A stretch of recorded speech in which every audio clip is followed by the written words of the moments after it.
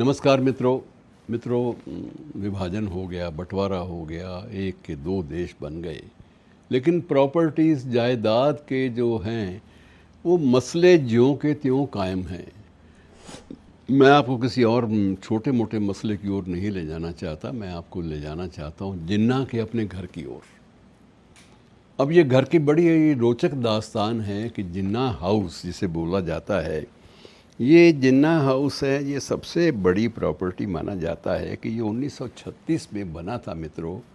और 1936 में इसको बनाने में जिन्ना साहब को 2 लाख रुपए खर्च करने पड़े थे। 2 लाख रुपए तब के मैं कह रहा हूँ, आप अंदाज़ा लगाते रहिए, ये आपका काम है।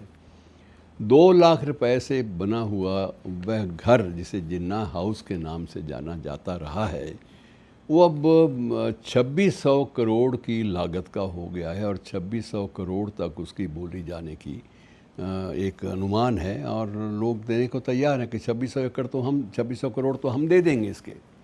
और वो संपत्ति जो है वो इतनी खूबसूरती से बनी हुई है, उसमें बहुत कुछ उसमें अखरोट की लकड़ी से बना हुआ है और वो बड़ी चर्चित एक प्रकार से हवेली बहुत बड़ी है। और जिन्ना हाउस तो उसका नाम ही इतिहास के पन्नों में दर्ज हो चुका है।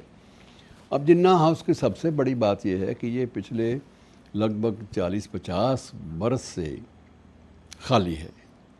और ये खाली जो हवेली है, इसके रख रखाव पर, इसके मेंटेनेंस के ऊपर महाराष्ट्र के B&R और पब्लिक PWD विभाग को लाखों रुपया प्रति वर्ष बजट का आवंटन करना पड़ता है।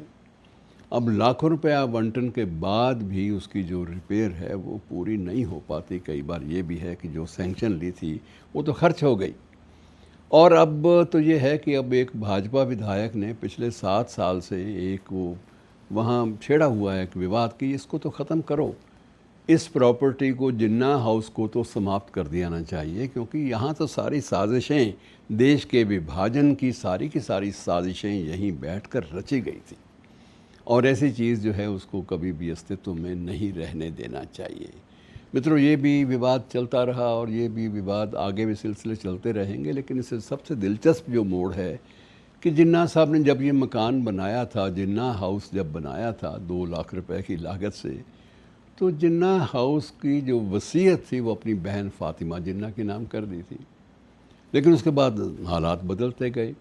उनकी अपनी बेटी दीना वाडिया वो बाकायदा बूढ़ी उम्र तक वहीं रही और उसका दावा था कि क्योंकि मैं उनकी कानूनी वारिस हूँ, लीगल हेयर हूँ, ये सारा का सारा जिन्ना हाउस मुझे उसी तरह दिया जाना चाहिए।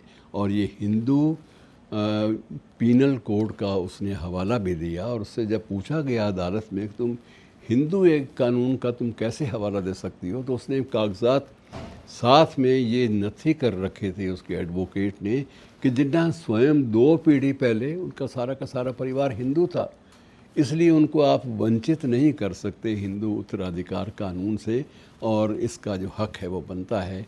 तो दीना वाडिया ने बहुत, नुस्ली वाडिया से ये सारे चर्चित नाम हैं, इन लोगों ने बहुत कोशिश की, लाखों रुपया, कुछ तो कहते हैं करोड़ों रुपया वकीलों को भी दिया, लेकिन निर्णय अभी तक अधर में लटका हुआ है। उनके पक्ष में तो नहीं हो पाया क्योंकि सारी चीज़ें समय के अनुकूल नहीं हैं।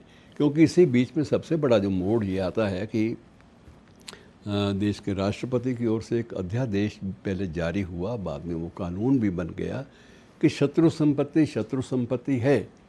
और जब वो घोषित हो चुकी है एनिमी प्रॉपर्टी, एक एक्ट बना हुआ है, तो उसके तहत उसके बारे में कोई विवाद नहीं हो सकता। ये संपत्ति तो वापस वहीं पर रहेगी, सरकार के पास रहेगी और ये कहीं और नहीं जा सकती, किसी एक व्यक्ति के नाम पर नहीं हो सकती। अब ये भी बीच में चली कि इसको लोकमान्य तिलक जो स्मारक समिति उसको दे दिया जाए। और ये मांग करने वालों ने ये एक तर्क दे दिया कि लोकमान्य तिलक और जिन्ना साहब बड़े अच्छे दोस्त थे और जिन्ना ने स्वयं भी एक वकील के नाते लोकमान्य तिलक साहब की बहुत तारीफ़ की थी।